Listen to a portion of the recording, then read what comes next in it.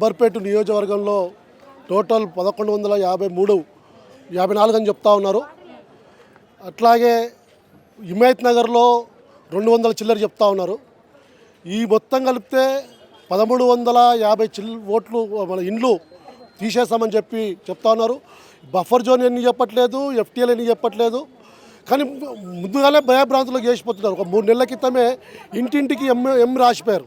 అంటే ఎం అంటే మూసి, అంటే మూసి అంటే ఇప్పుడు బఫర్ జోన్ కూడా మూసిలోకి వస్తుంది కదా, ఎఫ్టీఎల్ మూసిలోకి వస్తుంది. ఇప్పుడు దేని కరెక్ట్ అనుకోవాలి? అయినా ఎఫ్టీఎల్ ఇక్కడ ఈ ప్రాంతంలో లేదు. మూసి నేను చెప్పాను ఇప్పుడు ఇంతకుముందే, మనం ఈ లండన్ కంటే అట్లా గుజరాత్ కంటే చాలా పెద్ద నది మనది. అయినా ఈ మూసి ఇది ఎండాకాలం చలికాలం రెండు కూడా నీళ్ళు ఉండవు. వర్షాకాలం పెద్ద వర్షాలు వచ్చినప్పుడే కొంచెం ప్రభావం ఉంటుంది. అది ఒక్కరోజు 2 రోజులు ఉంటుంది, ఒక్కరోజు 2 రోజులు ఉంటుంది తప్ప.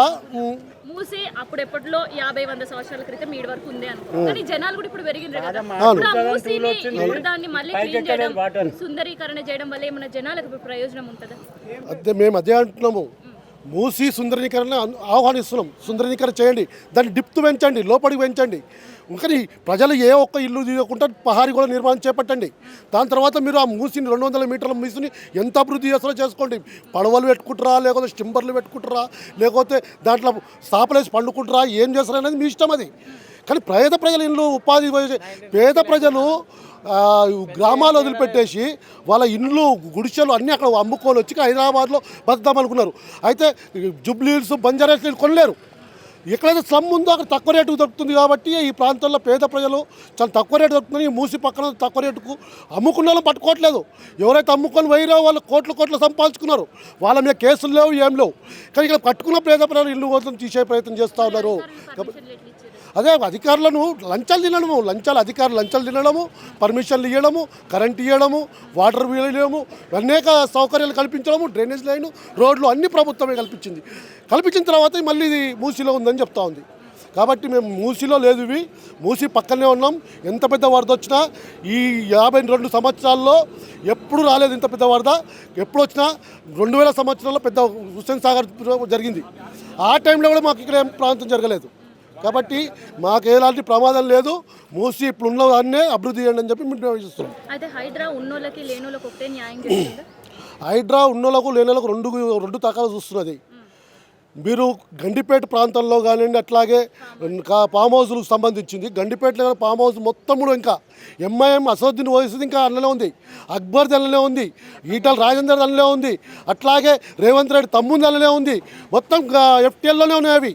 ఆ ఎఫ్టీఎల్ ఏవి తీయకుండా పట్నం మహేందర్ రెడ్డి గారిది, వాళ్ళందరిది మొత్తం దాంట్లో ఉంది.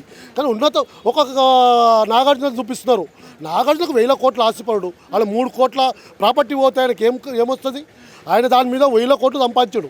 ఒక్క పెళ్లి చేసుకోవాలంటే ₹1,00,00,000 తీసుకోవాలంటే అట్లాంటి ఎన్ని వేల కోట్లు సంపాదించుంటాడు ఆయన. కానీ పేద ప్రజలు వాళ్ళు వీళ్ళకు నష్టపరిహారం ఇవ్వాలి. నిరుపేదలు కష్టపడి వాళ్ళు ఉపాధి కాయ కష్టం చేసుకుంటారు.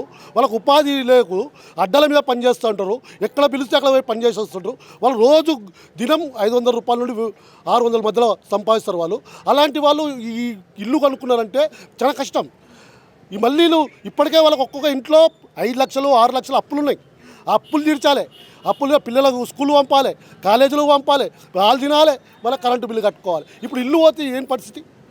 హైడ్రా మేము అడుగుతున్నాము. వీళ్ళకు నష్టపరిహారం ఇప్పుడు సుప్రీంకోర్టు తీర్పు అని చెప్పింది. 2013-16 చట్టం ప్రకారం వాళ్ళకు పట్టా ల్యాండ్ అయితే వాళ్ళ నష్టపరిహారం 2 రెట్లు నష్టపరిహారం ఏమంటుంది. ఇక్కడ ₹40,000 ఉంది, ₹80,000 ఏమంటుంది. అట్లాగే స్ట్రక్చర్ డబుల్ రేట్ కట్టించమంటుంది. ఇవన్నీ మాట్లాడలేదు. వాళ్ళు వచ్చి నిశాన్ వేయడం, వెళ్ళిపోవడం ఇదే జరుగుతూ ఉంది. కాబట్టి మేము ఇది సరైన పద్ధతి కాదు. హైడ్రా ఎవరి కోసం పెట్టిందో, ఇది ఉన్నత వర్గాల కోసం పెట్టినది. అభివృద్ధి జరిగితే పెద్ద పెద్ద బిల్డింగ్లు కడితే ఎవరి కోసం పనికొస్తుంది? డబ్బున్నోళ్ళకే పనికొస్తుంది. పేదవాళ్ళు వచ్చి ఆ పెద్ద పెద్ద బిల్డింగ్లో ఉండలేడు. కాబట్టి మేము హైడ్రా ఉన్నత వర్గాల కోసమే పనిచేస్తుందని చెప్పేసి మేము తెలుసుకుంటాం.